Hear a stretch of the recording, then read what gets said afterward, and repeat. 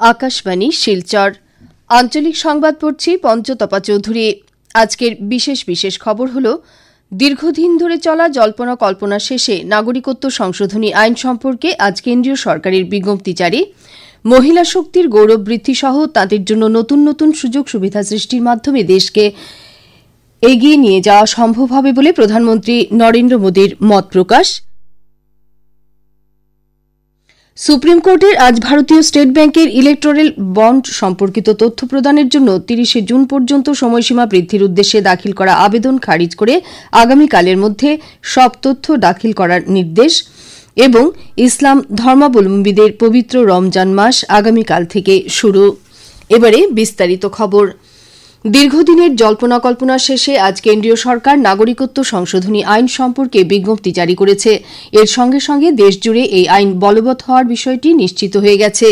উল্লেখ্য, বিজেপি বিগত লোকসভা নির্বাচনে দেশে এই আইন বলবৎ করা হবে বলে ঘোষণা করেছিল। এ সম্পর্কে ২০১৯ সালে সংসদের উভয় সভায় বিলটি গৃহীত হয়। এর ফলে বাংলাদেশ, পাকিস্তান ও আফগানিস্তান থেকে ২০১৪ সাল পর্যন্ত ভারতে আসা হিন্দু, জৈন, খ্রিস্টান, শিখ, বৌদ্ধ ও পার্সি ধর্মাবলম্বী শরণার্থীরা ভারতীয় নাগরিকত্ব লাভ করবেন। কেন্দ্রীয় গৃহ পরিক্রমা মন্ত্রণালয় আজ নাগরিকত্ব সংশোধনী ২০১৯-এর অধীনে নাগরিকত্ব সংশোধনী অধিনিয়ম ২০২৪ ঘোষণা করেছে।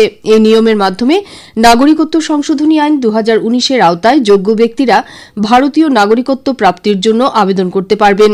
সম্পূর্ণ অনলাইন ব্যবস্থায় এই আবেদন জমা দিতে হবে।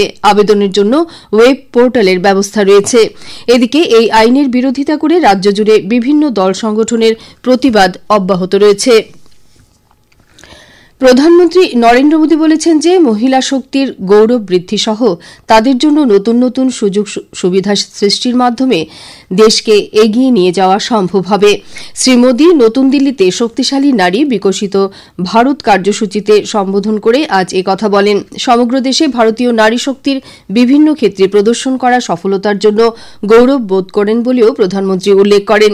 সেই সঙ্গে প্রধানমন্ত্রী নমো ড্রোন দিদি নামের মহিলা পরিচালিত কৃষি ড্রোন প্রদর্শনীতেও অংশগ্রহণ করে ১,০০০ জন ড্রোন দিদিকে ড্রোন প্রদান করেন। নমো ড্রোন দিদি এবং লক্ষ্যপতি দিদি পদক্ষেপের মাধ্যমে মহিলাদের বিশেষ করে গ্রামাঞ্চলে অর্থনৈতিক সবলীকরণ ও আর্থিক আত্মনির্ভরশীলতা বৃদ্ধি করার প্রয়াস করা হচ্ছে। এই অনুষ্ঠানে দীনদয়াল অন্তোদয় যোজনা তথা জাতীয় গ্রামীণ জীবিকা প্রকল্পের মাধ্যমে সফলতা লাভ করা এবং অন্যান্য আত্মসহায়ক গোষ্ঠীর সদস্যদের অনুপ্রাণিত করা লক্ষ্যপতি দিদিদের প্রধানমন্ত্রী সংবর্ধনা জানান। সেই সঙ্গে তিনি আত্মসহায়ক গোষ্ঠীগুলির জন্য প্রায় ৮,০০০ কোটি টাকার ব্যাংক ঋণও মঞ্জুর করেন। সুপ্রিম কোর্ট আজ ভারতীয় স্টেট ব্যাংকের ইলেকটোরাল বন্ড সম্পর্কিত তথ্য প্রদানের জন্য ৩০ জুন পর্যন্ত সময়সীমা বৃদ্ধির উদ্দেশ্যে দাখিল করা আবেদন খারিজ করেছে। সুপ্রিম কোর্ট আগামীকালের মধ্যে স্টেট ব্যাংকে ইলেকটোরাল বন্ড সম্পর্কিত সব তথ্য দাখিল করার নির্দেশ দিয়েছে। মুখ্য বিচারপতি ডিওয়াই চন্দ্রচূড়, বিচারপতি সঞ্জীব খান্না, বি.আর. গাভাই, জে.বি. পারদিওয়ালা এবং মনোজ মিশ্রকে নিয়ে গঠিত ৫ জন বিচারপতির ডিভিশন বেঞ্চ এই শুনানিগুলি গ্রহণ করে। সেই সঙ্গে বেঞ্চ নির্বাচন কমিশনকে ব্যাংকের দাখিল করা সব তথ্য ১৫ মার্চ বিকেল ৫টার মধ্যে নিজেদের সরকারি ওয়েবসাইটে প্রকাশ করারও নির্দেশ দিয়েছে। উল্লেখ্য, গত ১৫ ফেব্রুয়ারি সুপ্রিম কোর্ট ইলেকটোরাল বন্ড প্রকল্প বাতিলের জন্য রায় প্রদান করা সহ ১৩ মার্চের মধ্যে নির্বাচন কমিশনকে অনুদান সংক্রান্ত সব তথ্য সরকারিভাবে প্রকাশ করার নির্দেশ দিয়েছিল। সে অনুসারে স্টেট ব্যাংকের ৬ মার্চের মধ্যে নির্বাচন কমিশনকে তথ্য প্রদান করার কথা ছিল। এসবিআই ২২,২১৭টি ইলেকটোরাল বন্ড ক্রয় বিক্রয় সম্পর্কিত সব তথ্য প্রকাশ করার জন্য এই সময়সীমা বৃদ্ধি করার আবেদন জানিয়েছিল। এছাড়া সুপ্রিম কোর্ট এসবিআই এর অধ্যক্ষ দীনেশ কুমার খাড়ার বিরুদ্ধে ব্যাংক ৬ মার্চের মধ্যে তথ্যগুলি দাখিলে ব্যর্থ হওয়া সহ আদালতকে অবমাননা করা হয়েছে বলে দাখিল করা আবেদনেরও আজ শুনানি গ্রহণ করেছে। মুখ্যমন্ত্রী ড হিমন্ত বিশ্ব শর্মা আজ রাজ্য সরকারের বিকাশ যাত্রা কার্যসূচির অধীনে গোলাঘাটে ৭৩২ কোটি টাকা এবং নগাঁওয়ে ৪৮৩ কোটি টাকার প্রকল্পের ভিত্তিপ্রস্তর স্থাপন ও উদ্বোধন করেছেন। মুখ্যমন্ত্রী গোলাঘাট জেলার খুমটাই বিধানসভা কেন্দ্রে গিয়ে আসামমালার অধীনে ৫৭ কোটি টাকা ব্যয়ে নির্মীয়মান সড়কের ভিত্তিপ্রস্তর স্থাপন করেছেন। এ উপলক্ষে আয়োজিত সভায় গোলাঘাট জেলার ৭৬টি চা বাগানের লোকেদের জন্য ৭৬টি অ্যাম্বুলেন্স প্রদান করা হয়েছে। অন্যদিকে বিকাশ যাত্রা কার্যসূচির অংশ হিসেবে নগাঁওয়ের কলিয়াবরে অনুষ্ঠিত এক সভায় মুখ্যমন্ত্রী ড শর্মা বিভিন্ন বিভাগের দ্বারা রূপায়িত বেশ কয়েকটি প্রকল্পের উদ্বোধন ও শিলান্যাস করেছেন। তিনি নওগাঁয়ে 483 কোটি টাকার প্রকল্পের ভিত্তিপ্রস্তর স্থাপন ও উদ্বোধন করেছেন। নির্বাচনী প্রাক্কালে রাজ্যে বিভিন্ন দলের নির্বাচনী কুচকাওয়াজ বৃদ্ধি পাচ্ছে। লোকসভা নির্বাচনের জন্য অসম গণ পরিষদ দল ধুবড়ী ও বরপেটা লোকসভা কেন্দ্রের প্রার্থীর নাম ঘোষণা করেছে। দলের নেতা বীরেন্দ্র প্রসাদ বৈশ্য আজ গুয়াহাটির আমবাড়ির দলের মুখ্য কার্যালয়ে আয়োজিত এক সাংবাদিক সম্মেলনে ঘোষণা করেছেন যে বরপেটা থেকে ফণীভূষণ চৌধুরী এবং ধুবড়ী থেকে জাভেদ ইসলাম প্রতিদ্বন্দ্বিতা করবেন। আসাম পুলিশের বিশেষ টাস্ক ফোর্স আজ গুয়াহাটির বিরুবাড়িতে অভিযান চালিয়ে একটি ভাড়াঘর থেকে মাদকদ্রব্য সহ একজন লোককে আটক করেছে। লোকটির কাছ থেকে প্রায় 185 গ্রাম হেরোইন, 4টি মোবাইল ফোন সহ বেশ কিছু আপত্তিকর নথিপত্র বাজেয়াপ্ত করা হয়েছে। খবর শুনছেন আকাশবাণী শিলচর কেন্দ্র থেকে।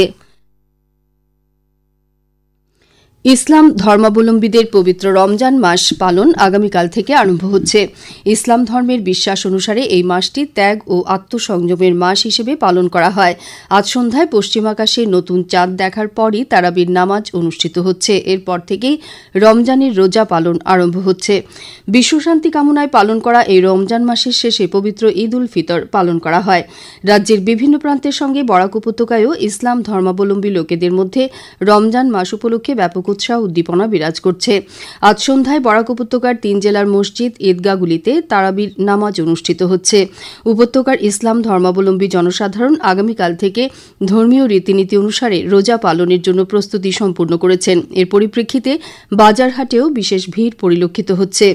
এদিকে উত্তর পূর্ব ভারত এমারাতে শরিয়াহ ও নাদোয়াতুত তামিরের আমিরের শরিয়ত মৌলানা ইউসুফ আলী জানিয়েছেন যে পবিত্র রমজান শরীফের চাঁদ দেখা দেওয়ায় আগামীকাল প্রথম রমজান পালন করা হবে। আজ রাত 8:30টায় তারাবির নামাজ অনুষ্ঠিত হচ্ছে বলে তিনি জানিয়েছেন।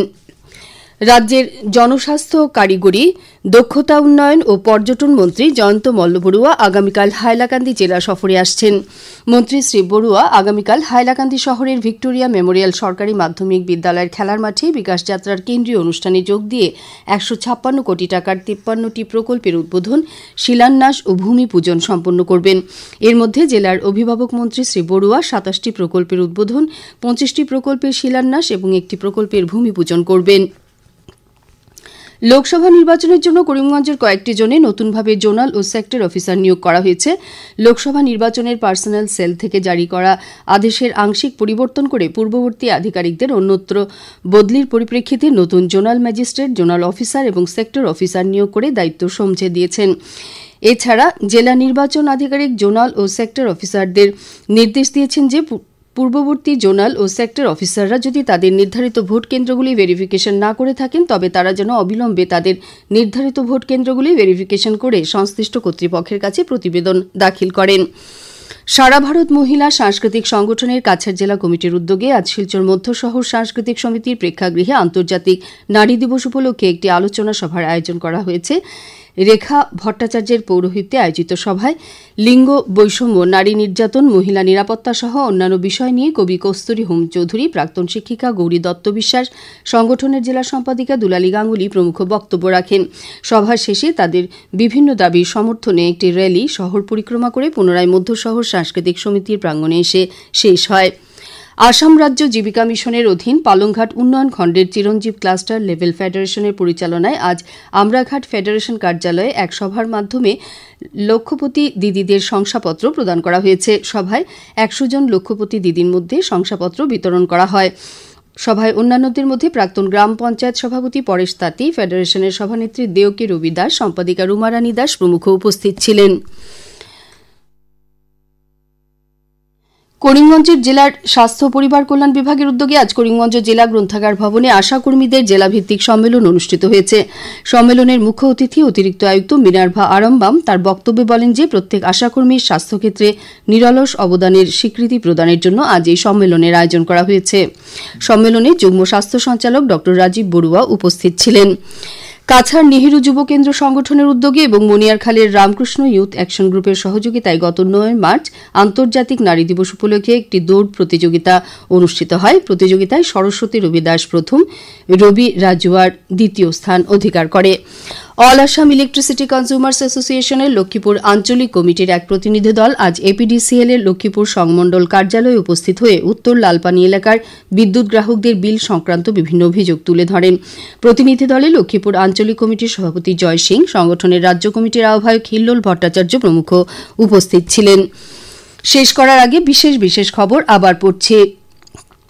দীর্ঘদিন ধরে চলা জল্পনা কল্পনা শেষে নাগরিকত্ব সংশোধনী আইন সম্পর্কে আজ কেন্দ্রীয় সরকারের বিজ্ঞপ্তি জারি। মহিলা শক্তির গৌরব বৃদ্ধি সহ তাদের জন্য নতুন নতুন সুযোগ সুবিধা সৃষ্টির মাধ্যমে দেশকে এগিয়ে নিয়ে যাওয়া সম্ভব হবে বলে প্রধানমন্ত্রী নরেন্দ্র মোদীর মত প্রকাশ।